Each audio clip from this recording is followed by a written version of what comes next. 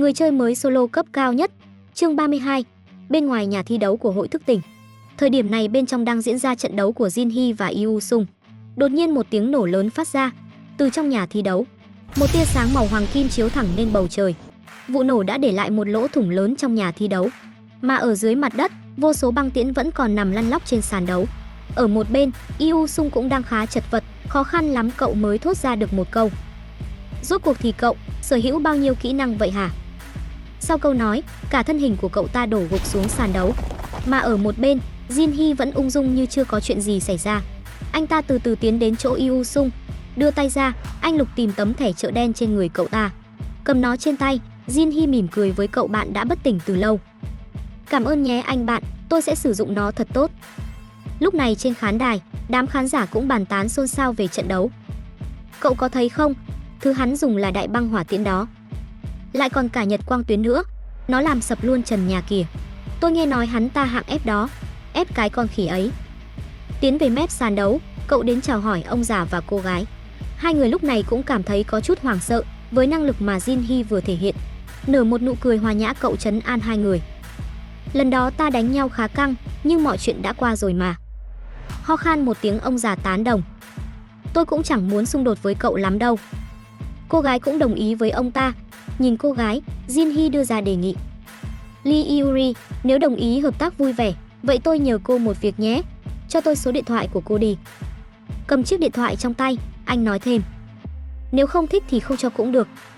Yuri ho khan một tiếng, dùng giọng không thể nhỏ hơn nói. Nếu vậy thì tôi xin từ. Sắc mặt Jinhee chợt đổi, hướng chiếc điện thoại về cô gái, cậu nở một nụ cười tà dị nói tiếp. Nếu cô có đủ tự tin để gánh chịu hậu quả. Trước thái độ và nhiều hơn nhờ của anh ta, Yuri cũng đành đưa số điện thoại cho Jinhee. Từ trên khán đài, Do Hyun đột ngột nhảy lên. Anh nhẹ nhàng đáp xuống sàn đấu ngay sau lưng cậu ta. Vừa đáp xuống anh ta đã có ý khiêu chiến. Tôi cứ tưởng cậu chỉ là tên hạng ép tầm thường, không ngờ cũng có chút thực lực đấy nhỉ. Lập tức Jinhee kích hoạt con mắt sự thực cấp độ 3. Tên: Jong Do Hyun.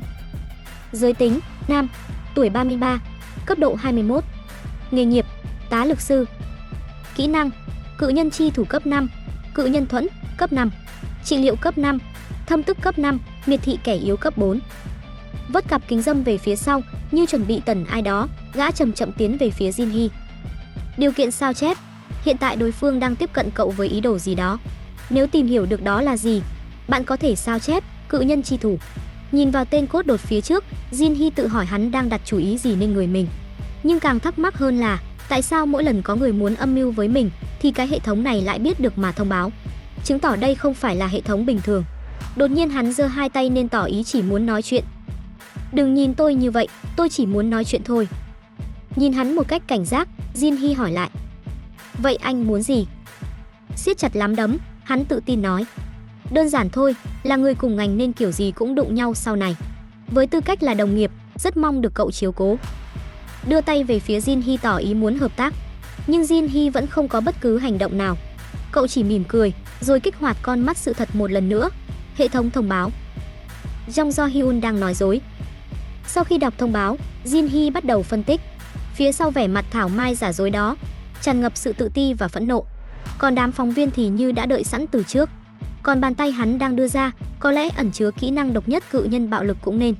Cả gương mặt tràn đầy vẻ mong đợi của tên đại diện hội Hắc Vân nữa. Trước mặt đám phóng viên, chúng muốn cho họ thấy cách mà siêu tân binh của bọn chúng chế ngự người chiến thắng và lôi kéo tất cả hào quang về phía chúng. Sau khi đọc thấu tâm tư của bọn họ, Jinhee nhếch miệng cười. Thông báo hiện lên, bạn đã thấu suốt ý đồ của Jong Do Hyun, đã đáp ứng đủ yêu cầu sao chép. Cuốn sách ký ức của thế giới lại hiện lên, kèm theo đó là kỹ năng cự nhân chi thủ của Do Hyun. Cự nhân chi thủ, độ hiếm B. Nội dung: bạn có thể sử dụng được sức mạnh của cự nhân. Sức mạnh của bàn tay sẽ tăng vọt. Bạn có thể thoải mái sử dụng vật phẩm có kích thước lớn hơn gấp 10 lần. Nhìn vào số kỹ năng mà cậu sao chép được trong thời gian qua, Jinhee cũng phải cảm thán. Nếu trước kia, vì lượng người chơi thưa thớt nên việc sao chép kỹ năng của người khác hết sức giới hạn, nhưng giờ đây, game đã trở thành thực tế, có hàng tá những năng lực hữu ích đang chờ cậu chiếm lấy. Vờ như chưa biết chuyện gì, Jinhee nhã nhặn hỏi lại. Đồng nghiệp à, thú vị đó, vậy cái bắt tay này đại diện cho hội Hắc Vân luôn hả? Nghĩ rằng Jinhee sẽ mắc bẫy, hắn hồ hởi đáp lại. Dĩ nhiên rồi, có vẻ như cậu vẫn chưa làm việc cho hội nào cả. Vậy, nếu về với chúng tôi sẽ đặc biệt đãi ngộ với cậu. Tỏ vẻ như quan tâm đến việc tham gia hội, Jin Hee tiếp tục hỏi thêm về đãi ngộ. Cứ thế hai người tiến lại gần nhau lúc nào không hay. Jin Hee như vô thức đưa bàn tay mình về phía hắn. Nhìn thấy ý đồ của mình đã sắp đạt được, Do Hyun cũng trở nên khẩn trương. Nhưng đột nhiên ánh mắt của Jin Hee thay đổi. Cậu nhìn hắn như thể nhìn một sinh vật thấp kém, cất lời hỏi. Vậy tôi hỏi cậu câu cuối nhé. Cậu nghĩ chỉ với chút sức mạnh còn con và thói khôn vặt lại có thể thắng được tôi à? Lúc này Do Hyun cũng đã lộ mặt thật. Chỉ thấy hắn vận sức vào bàn tay, vô số gân nổi lên trông thật kỳ quái. Khuôn mặt của hắn cũng hiện ra nét giảo hoạt, tự tin. Do Hyun đáp lại. Đương nhiên rồi. Cùng với thông báo, Do Hyun đã kích hoạt cự nhân chi thủ cấp 5. Gia tăng thêm lực vào cổ tay, hắn cười phá nên đắc ý. Nhưng bất chợt khuôn mặt của hắn có chút bất ngờ. Hắn đã nhận ra điều gì đó không đúng. Đã kích hoạt sự phán xét của Anubis, một hư ảnh nữ thần công lý xuất hiện phía sau hắn ta. Mà cơ thể của hắn cũng không thể nhúc nhích được. Bất ngờ hắn cảm thấy cơ thể mình đang bị một thứ gì đó đè xuống. Cơn đau từ tay phải truyền đến, khiến hắn ngã khuỵu. Vẫn đứng tại chỗ, Jin Hee nhàn nhạt hỏi. Vẫn chịu đựng được à? Cũng khá đấy nhỉ. Nhìn thì có vẻ là người có sức lực đấy. Nhưng sao lại quỳ xuống chỉ vì cái bắt tay như thế chứ? Nói xong Jin Hee gia tăng thêm lực đạo vào tay. Lúc này, Do Hyun đã không thể chịu thêm được mà hét lên đau đớn. Như một phản xạ, hắn vung đấm liên tiếp về phía cậu ta. Nhưng cú đấm của hắn khi chạm đến người cậu lại không có chút hiệu quả. Không báo trước, Jin Hee vội bỏ tay hắn ra, ngay lập tức cậu bồi thêm một cú đấm vào bụng ngã. Dư lực của cú đấm sau khi xuyên qua người hắn, liền tạo ra liên tiếp một tràng tiếng nổ bùm bùm. Do Hyun sau khi trúng chiêu thì văng ngược về phía sau mấy mét, rồi nằm im bất tỉnh. Đứng nhìn tên này, Jin Hee khinh bỉ nói. Thích làm đồng nghiệp lắm à? Đấy, thích thì đây chiều thôi. Không biết từ đâu, một đoàn xích điện đột ngột đánh về phía cậu. Chỉ trong tích tắc, cậu đã thuấn di đến một vị trí gần đó, thành công tránh thoát khỏi đạo điện hồ. Một lần nữa, con mắt của sự thật lại được kích hoạt. Trên khán đài, Hong Dae-pyo lúc này đã giận tím mặt gầm lên. Mày có biết tao đã tốn bao nhiêu công sức với cậu ta không? Vậy mà mày khiến cậu ấy như một miếng rẻ rách vậy. Bảng chỉ số của Dae-pyo cũng đã hiện lên. Tên: Hong Dae-pyo. Giới tính nam, tuổi 41, cấp độ 34. Nghề nghiệp cuồng chiến. Kỹ năng độc nhất, huyết ma khí. Kỹ năng cuồng bạo hóa cấp 5, huyết khối cấp 5, cường hóa toàn thân cấp 4. Điều kiện sao chép: hãy phá vỡ lòng tự tôn của ông ta. Nếu thành công, bạn sẽ sao chép được kỹ năng độc nhất, huyết ma khí của ông ta. Đọc xong thông báo, Jin Hee nhàn nhạt nói với Pyo. Tôi biết là ông đang rất giận, nhưng có thể bình tĩnh nói chuyện được không? Nhưng cơn giận đã lấn át đi lý trí của ông ta. Pyo nghiến răng gằn lên từng chữ. Bình tĩnh, bây giờ mày đã biết sợ rồi à? Trưng ra vẻ mặt bất cần, Jin Hee sửa lại. Tôi sợ gì chứ, chỉ là tôi không muốn cho chủ một hội nên bảng đếm số mà thôi. Nghe được câu nói sắc láo của tên lính mới, máu trong người Pyo đã sôi lên. Ông hét lớn rồi lao về phía Jin Hee. Hong Dae-pyo đã kích hoạt kỹ năng huyết ma khí. Chỉ thấy móng tay ông ta không biết từ khi nào đã mọc dài ra, 5 ngón trụm lại thành chảo, điên cuồng vồ tới Jin Hee. Mà bao quanh thân ông ta lúc này có vô số luồng xích lôi ẩn hiện không ngừng. Ngược lại, Jin Hee chỉ chậm chậm giơ bàn tay lên trời. Theo cử động của Jin Hee, thông báo nhật quang phá cấp độ 2 của hệ thống cũng vang lên. Chỉ thấy một đoàn ánh sáng chói mắt khi vừa xuất hiện đã bắn thẳng lên trời. Vừa sử dụng xong nhật quang phá, lập tức Jin Hee triệu hồi ra vũ khí. Chỉ nghe keng một tiếng, vũ khí của cậu ta đã va chạm với nắm đấm của Pyo. 100 điểm khoảng cách của cậu ta giờ đây bắt đầu phát huy tác dụng. Chênh lệch 33 cấp độ đã được rút ngắn ngay lập tức. Thấy huyền ma khí của mình không có tác dụng, Pyo cũng không khỏi chấn kinh. Phải biết rằng, lão chính là người chỉ huy lực lượng tiên phong đã tiêu diệt con boss cựu thần binh, chủ tầng 2. Vậy mà tên này lại đánh ngang tay với lão sao? Gầm lên một tiếng, lão dường như không cam tâm với hiện thực. Mày đùa tao à thằng kia? Trận chiến đang ở lúc mấu chốt thì một đoàn lam khí đột nhiên xuất hiện. Nó từ từ tách hai người ra xa nhau. Một giọng nói trầm ổn cất lên. Trận chiến dừng lại ở đây là được rồi. Theo sau đó là thông báo của hệ thống. Hòa giải cấp 4 đã được kích hoạt. Pyo lúc này vẫn còn đang lơ lửng trên không trung vội quay đầu nhìn về hướng của giọng nói. Mà giọng nói lúc này đã có thêm một chút trách cứ. Ở giải đấu mà toàn dân đang theo dõi thế này, anh nên cho họ thấy dáng vẻ tin cậy hơn mới đúng chứ. Chỉ thấy đám người đến đều vận đồng phục màu đen, mà đi đầu chính là Han Sang-jin, chủ tịch hiệp hội thức tỉnh cùng người của ông ta. Hết chương 32. Vậy là Jin Hee đã hiển lộ thực lực của mình cho mọi người thấy. Điều gì sẽ chờ đón anh ta ở tương lai? Nếu lần đầu bạn đến với kênh, hãy bỏ chút thời gian để nhấn vào đăng ký và chuông thông báo để động viên mình. Rất cảm ơn, và sau đây chúng ta hãy cùng nhau đến với người chơi mới solo cấp cao nhất. Chương 33. Sau khi hai người Jin Hee và Pyo xảy ra xung đột trong giải đấu do hội thức tỉnh tổ chức, đích thân chủ tịch Han Sang-jin đã ra tay ngăn cản hai người. Lúc này Jin Hee cũng ý thức được rằng kẻ đứng trước mặt mình là lãnh đạo của những người thức tỉnh ở Hàn Quốc. Người này thực lực không hề nhỏ nên cũng khó dây vào. Chỉ thấy quanh người ông ta tỏa ra một khí chất bất phàm, mà kẻ ngang ngược như Pyo khi gặp ông ta cũng có vài phần kính nể. Chạy đến gần Han Sang-jin, ông ta bắt đầu kể tội Jin Hee đã đánh người của mình. Nghe vậy, chủ tịch Han cũng chỉ tìm lời xoa dịu ông ta, rồi cất bước tiến về phía Jin Hee. Nhanh chóng, ông giới thiệu bản thân mình với cậu ta. Ông nói rằng cách đây 20 phút ông đã nhận được cuộc gọi từ trưởng phòng Park, người chịu trách nhiệm về giải đấu. Cậu yêu cầu ông phải có mặt ngay lập tức vì một sự việc hy hữu vừa xảy ra. Nghi ngờ có sự sai lệch thông tin, ngay lập tức ông cho rà soát lại kết quả kiểm tra của cậu Kang và biết rằng cậu đã gây áp lực nên người chấm thi để che đậy kết quả thực. Trước mặt mọi người, chủ tịch Han trịnh trọng tuyên bố: "Cậu Kang Jin Hee, chúc mừng cậu đã trở thành người chơi hạng S thứ 16 của Hàn Quốc. Tôi xin thay mặt hiệp hội nhận lỗi vì sự thiếu sót của chúng tôi mà cậu phải nhận thứ hạng không tương xứng trong suốt thời gian qua." Sau lời xin lỗi, dưới ánh đèn flash của hàng trăm chiếc máy ảnh, tất cả người của hiệp hội đều cúi đầu tạ lỗi Jin Hee. Mà trên khán đài, khán giả cũng đang nháo nhác nên vì thông tin xuất hiện thêm người chơi hạng S. Lúc này mọi sự chú ý đều đổ dồn về phía cậu ta. Không ai còn quan tâm đến chủ tịch hội Hắc Vân hay cái hiệp hội của ông ta nữa, mà Do Hyun lúc này vẫn còn đang nằm bất tỉnh trên sàn. Nhìn thấy kế hoạch mình dồn bao tâm huyết lại phá sản ở phút cuối, Pyo nghiến răng tức giận. Để cứu vãn tình thế, ông đành đưa ra hạ sách. Kéo một ký giả lại, ông tiết lộ với cậu ta: "Này cậu ký giả, tôi sẽ công bố kế hoạch trừng phạt boss tầng 3 của hội Hắc Vân." Nhưng chưa nói hết câu thì tên ký giả đã bỏ áo chạy lấy người, kèm câu nói: "Hẹn ông lần khác nhé." Nhìn vào chiếc áo, tâm trạng của Pyo cũng trở nên hụt hẫng. Thấy ánh hào quang lẽ ra phải thuộc về mình, nay bị kẻ khác giành lấy. Sau một thời gian, cuối cùng ông đã bình tâm trở lại, nhắm mắt bình ổn lại tinh thần.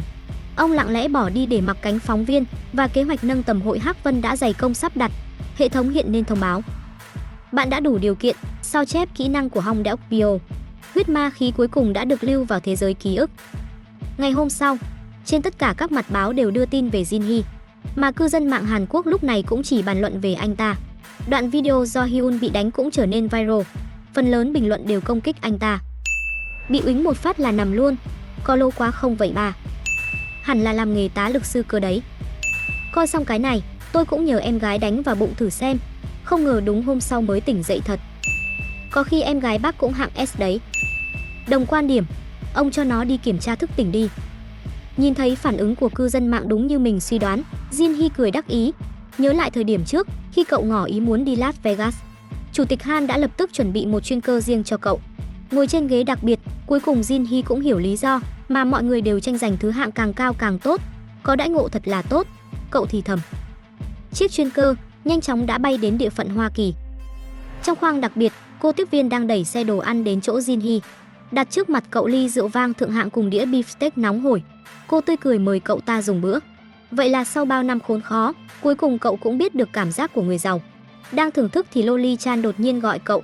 Cô nhắc cậu chú ý tới gã đàn ông tóc vàng đang cười đùa với cô tiếp viên. Cô ngửi thấy một mùi rất khó chịu từ người anh ta, hay chính xác hơn là máu của anh ta, làm cô cảm thấy bức bối. Dù có chết đói thì Alice cũng không thèm hút máu hắn ta. Nhưng Jin Hee tỏ ra không quan tâm đến lời cô nói, phải đến khi cô quát vào mặt hắn mới chịu sử dụng con mắt sự thật. Nhưng vừa đọc thông tin của tên kia, Jin Hee đã tròn mắt kinh ngạc. Tên: Alex Judro. Giới tính: nam. Tuổi: 24. Cấp độ: 27. Nghề nghiệp: Necromancer. Kỹ năng độc nhất: ngôi mộ cổ bị lãng quên. Kỹ năng: hồi sinh tử nhân, cấp 5. Khế ước tử nhân, cấp 5.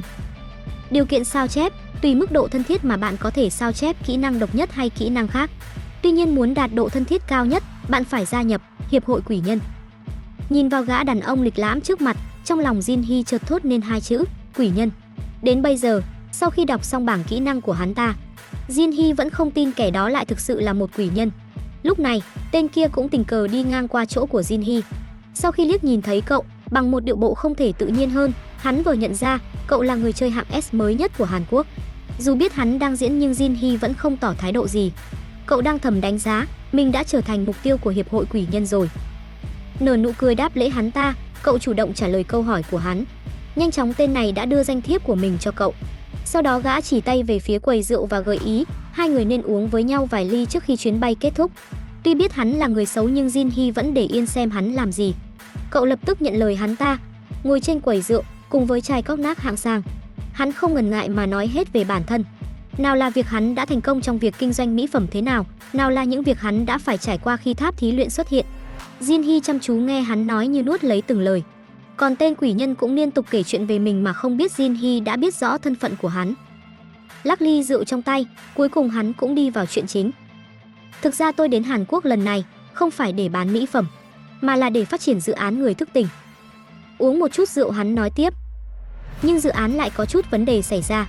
Anh Jin Hee, anh có biết một người chơi thường xuất hiện với chiếc mặt nạ không? Nghe vậy Jin Hee cũng trả lời gã ta bằng giọng không chắc chắn. Có phải cậu muốn nói đến Vô Danh Nhân không? Hình như cậu ta tuyên bố sẽ một mình chinh phạt boss tầng 3 thì phải. Mà có vấn đề gì với Vô Danh Nhân vậy? Như không có chuyện gì to tát, anh ta nhàn nhạt nói. Thật ra lần này chúng tôi cũng dự định chinh phạt boss tầng 3, nhưng lại bị anh ta phá bĩnh nên có chút rắc rối.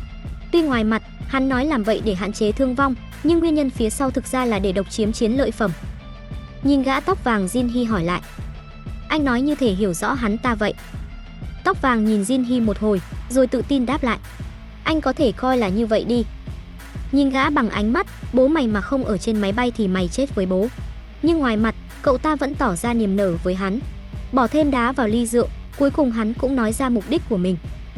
Vậy nên ý tôi là, cậu Jin Hee nếu có thể cùng chúng tôi tham gia đánh boss tầng 3 thì sẽ là sự giúp đỡ to lớn của chúng tôi.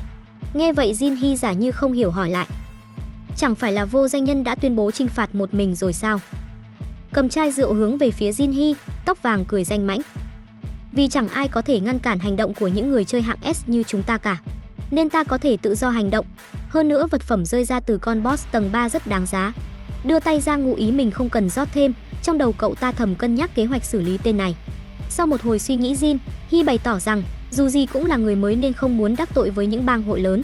Tóc vàng khi nghe vậy cũng hiểu ý, hắn liền đưa ra một cái giá cho cậu ta. Triệu hồi trên tay một bình thuốc nhỏ. Hắn giới thiệu đây là loại thuốc có thể trị bách bệnh, kể cả khi người đó bị móc mất trái tim. Đưa bình thuốc lên mũi ngửi một cách si mê, hắn nói ra tên của loại thuốc đó, Elixir. Nghe đến cái tên này, sắc mặt của Jin Hee chợt biến đổi.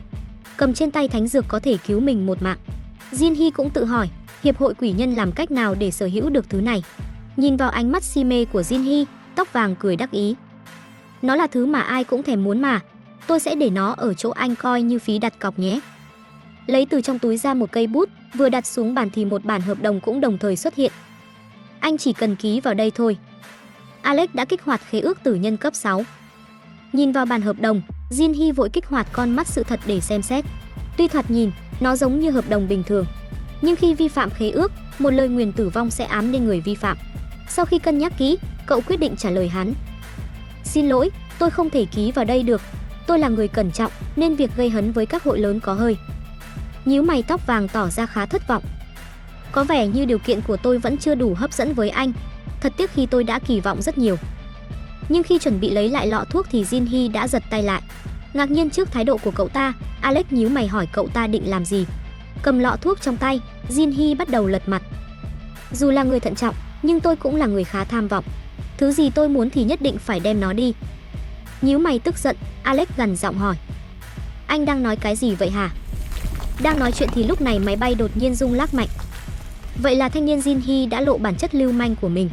Vậy sự cố trên máy bay là sao? Tóc vàng sẽ làm gì để xử lý Jin Hee? Tất cả sẽ có trong phần tiếp theo của bộ truyện.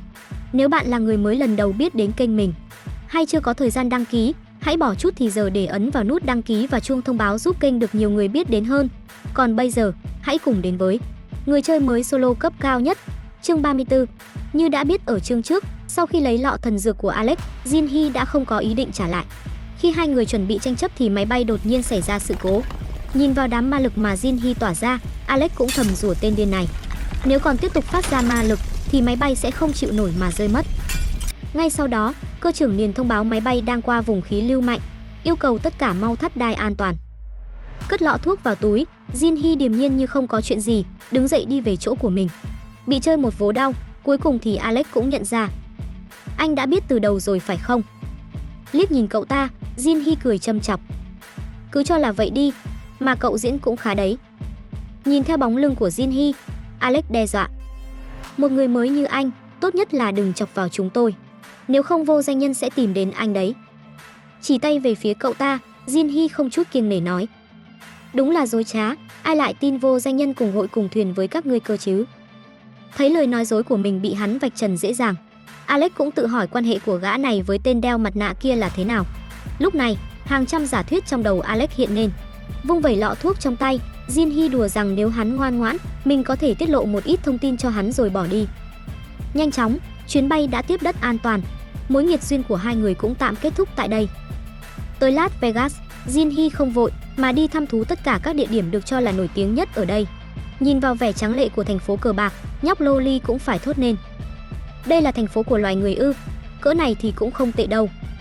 Nhưng cô phải giữ im lặng đó, không là tôi cho trở lại nhẫn ngay đấy. Jin Hee cho Alice ra ngoài như một phần thưởng vì đã cảnh báo cho anh ta về Alex. Nghĩ ra điều gì, anh ta vội triệu hồi cuốn ký ức của thế giới. Sử dụng kỹ năng dung hợp, anh kết hợp con mắt của sự thật và huyết ma khí. Sau khi kết hợp, kỹ năng tham thực nhãn cấp SSS đã ra đời. Đây là bản nâng cấp của con mắt sự thật. Ngoài khả năng miễn nhiễm với kết giới, nó còn có thêm kỹ năng cộng hữu thị dã và đọc suy nghĩ, bên cạnh khả năng đọc cửa sổ trạng thái. Nhưng hai kỹ năng này chỉ có thể áp dụng với người có cấp độ thấp hơn. Ngoài ra nếu sử dụng nhiều đặc tính huyết ma khí, tâm tính của người thi triển sẽ bị ô nhiễm. Mới đầu Jin Hee định dung hợp con mắt sự thật với một kỹ năng hệ tinh linh để tránh tác dụng phụ, nhưng lại có việc cần dùng đến nó nên cũng đành vậy. Đang mải suy nghĩ thì Loli gọi anh. Cô chỉ vào một sòng bài rồi đòi Jin Hee dẫn mình vào đó, nhưng anh từ chối và mang cô rời đi. Vừa đi Jin Hee vừa giải thích cho cô rằng nơi đó không cho phép người chơi sử dụng kỹ năng để gian lận. Nhìn những người khác đang mưu sinh, Jin Hee cũng thầm cảm thán số phận của mình cách đây mấy tháng cũng như họ. Nhìn Jin Hee, Loli tràn hỏi. Vậy chúng ta định đi đâu? Một nơi khác hẳn với những chỗ bình thường thế này, anh ta cười đáp. Nghe vậy, ánh mắt của Loli Chan hiện lên vẻ háo hức. Sau khi đi bộ một lúc, cuối cùng hai người cũng dừng chân tại sòng bạc tư nhân Tortuga. Nhìn vào ngôi nhà có phần cổ kính này, Loli Chan mè nheo. Tôi thích tòa nhà có nhiều đèn lúc trước cơ. Đang định nói gì thì từ phía xa, một tên tóc vàng đang cố giải thích rằng hắn nhìn thấy tên đó sử dụng kỹ năng. Nhưng chưa kịp nói hết thì đã bị gã châu Á sút cho một phát vì tội sử dụng kỹ năng trong sòng bạc. Vừa đánh hắn không ngừng hét vào mặt tên kia. Ở đây, thằng nào bị lừa là thằng đó ngu thôi. Hiểu chưa? Quay đi, Jin Hee cũng phải công nhận lời tên kia nói là đúng. Vừa vào bên trong, nhóc Loli liền thay đổi 180 độ. Cô háo hức hỏi hắn nơi này có gì khác những chỗ vừa đi qua. Jin Hee giải thích, ở đây có thể tự do sử dụng kỹ năng. Rồi bế thúc cô bé đặt vào một chiếc ghế. Sau khi dặn người phục vụ làm hết những gì cô bé yêu cầu, anh tự lấy cho mình một ly rượu mạnh rồi lốc cạn nó. Jin Hee nhìn về phía những người chơi còn lại thì thầm. Nào đi kiếm tiền thôi. Tại một bàn chơi, tay chia bài đang sử dụng kỹ năng của mình. Chỉ thấy trên tay hắn, một đoàn hỏa khí nhàn nhạt bốc ra. Hắn đang sử dụng kỹ năng phong tỏa suối nguồn cấp 3 để chia bài. Công dụng của kỹ năng này chỉ có một, giúp người thi triển miễn nhiễm với mọi loại kỹ năng trong vòng 10 phút. Kiểm tra bài, hắn có cho mình một đôi G. Nhìn tên châu Á đối diện, hắn cũng cảm thấy căng thẳng vì nhà cái vừa thua mất 500.000 đô. Quyết định tố, hắn đẩy một lượng lớn phỉnh về phía giữa bàn. Nhắm mắt suy nghĩ một lúc, cuối cùng Jin Hee cũng quyết định liều ăn nhiều.